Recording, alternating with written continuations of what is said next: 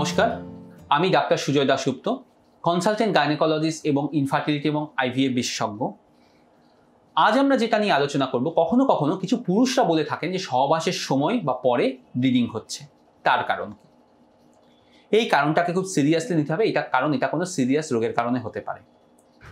বেশিরভাগ ক্ষেত্রে এটার যে কারণ সেটা হচ্ছে পেনিসে ফাইমোসিস আছে, অর্থাৎ পেনিসের যে সামনের স্কিনটা সেটা ঠিকমতো পেছনের দিকে যাচ্ছে না।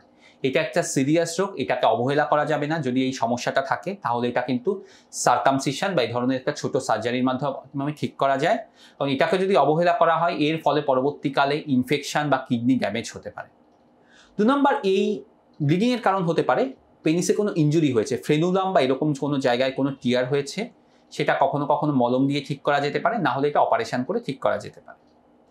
3 নম্বরে ব্লিডিংয়ের কারণ হতে পারে পেনিসে কোনো ইনফেকশন হয়েছে, সেই ইনফেকশনটাকে অবহেলা করা যাবে না। ইনফেকশনটা বেশিরভাগ ক্ষেত্রে অ্যান্টিবায়োটিক দিলে ঠিক হয়ে যায়।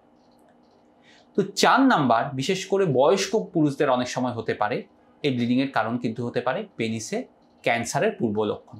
কাজে এটা যদি হয়ে থাকে অবহেলা করবেন না, ডাক্তারের সাথে কথা বলুন। অতএব যদি আপনি একজন পুরুষ হন এবং আপনার সহবাসের সময় ব্লিডিং হচ্ছে, জিনিসটাকে অবহেলা করবেন না, ডাক্তারের সাথে কথা বলুন। কি কারণে ব্লিডিং হচ্ছে সেটা দেখে আমরা তার সলিউশন করতে পারি। ধন্যবাদ ভিডিওটা দেখার জন্য। ভিডিওটা যদি ভালো লেগে থাকে দয়া করে লাইক এবং শেয়ার করবেন, এবং আমাদের সাথে যদি কোনো প্রশ্ন থাকে তাহলে ফেসবুক পেজ বা ইউটিউব চ্যানেলের মাধ্যমে যোগাযোগ করতে পারেন।